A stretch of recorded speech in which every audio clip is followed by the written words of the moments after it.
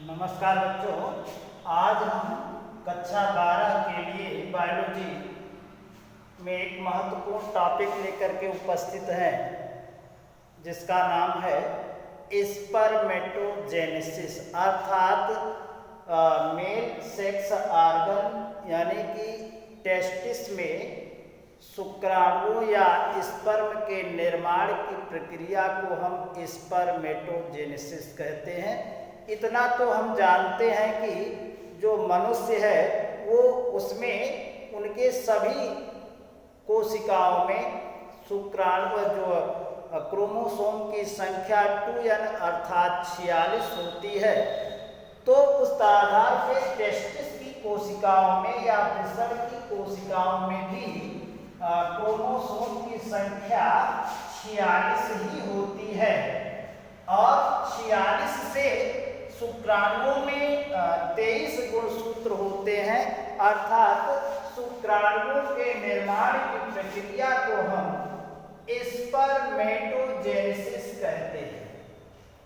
क्या? शुक्राणुओं के निर्माण की प्रक्रिया को स्पर्मेटोजेनेसिस कहते हैं। अब इसमें कोई भी कोशिका जो टेस्टिस की, जिसे हम प्रीमॉर्डियल जर्म सेल कहते हैं या यूं कह सकते हैं जर्मिनल एपिथेलियम की कोशिका मैच्योरेशन मल्टीप्लिकेशन अपना संख्या में वृद्धि करती है, आकार में वृद्धि करती है अर्थात वह समसूत्री विभाजन द्वारा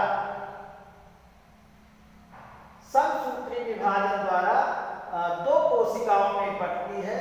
दोनों कोशिकाओं से पुनः विभाजन होता है 2n, तो 4 कोशिकाएं बनती हैं और उन चारों कोशिकाओं को स्पर्मेटोगोनिया कहते हैं। पहले 2n यानी 46 से समसूत्री विभाजन द्वारा एक स्पर्म जर्मिनल एपिथेलियम सेल या प्रीमॉर्डियल जर्म सेल से 4 कोशिकाएं बनी, जिनमें गुणसूत्रों की संख्या 46 थी है। इस प्रक्रिया को हम यानी इस कोशिका को हम स्पर्मेटोगोनिया कहते हैं। दूसरा, अब स्पर्मेटोगोनिया में अर्धसूत्री विभाजन द्वारा कोशिकाएं ये मैच्योरेशन होकर के विभाजन के लिए तैयार हो जाती हैं, जिनमें गुणसूत्रों की संख्या 46 होती है। उसे हम स्पर्मेटोसाइट कहते हैं। तो स्पर्मेटोसाइट में अर्धसूत्री विभाजन यानी रिडक्शन डिवीजन होता है, जिससे क्रोमोसोम की संख्या 46 का आधा अर्थात 23 हो जाता है।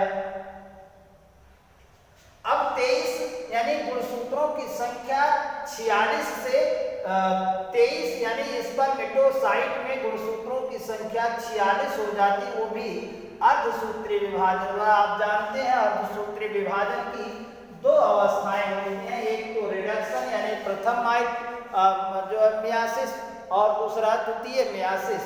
तो पहले तो हम रिडक्शन डिवीजन कहते हैं। तो रिडक्शन डिवीजन द्वारा स्पर्मेटोसाइट 2 कोशिकाओं में बढ़ती हैं, जिसे कोशिकाओं की संख्या क्रोमोसोम की संख्या आधी हो जाती है और पुनः दूसरा प्रोफेज मेटाफेज एनाफेज होता है, जिससे एक स्पर्मेटोसाइट से 4 कोशिकाएं बनती हैं और प्रत्येक कोशिका में गुणसूत्रों की संख्या मूल कोशिका अर्थात प्री जर्मिनल सेल या यूं कह सकते हैं स्पर्मेटोगोनिया से आधी हो जाती है अर्थात 23 हो जाती है।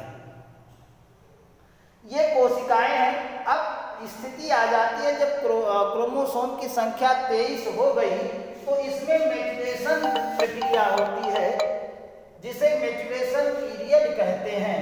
तो इस आधार पर ये स्पर्म के रूप में परिवर्तित होते हैं। गोल्गी कॉम्प्लेक्स ये ऊपर चला जाता है, जिसे हम पीसोम कहते हैं, और इसमें जो माइटोकॉन्ड्रिया कोशिका होती है वो पुंछ पे आ जाती है और पूर्ण रूप से स्पर्म यानी शुक्राणु का निर्माण हो जाता है। तो इस तरह से ये महत्वपूर्ण टॉपिक था मानव जन्म में स्पर्मेटोजेनेसिस यानी स्पर्म के निर्माण की प्रक्रिया। धन्यवाद।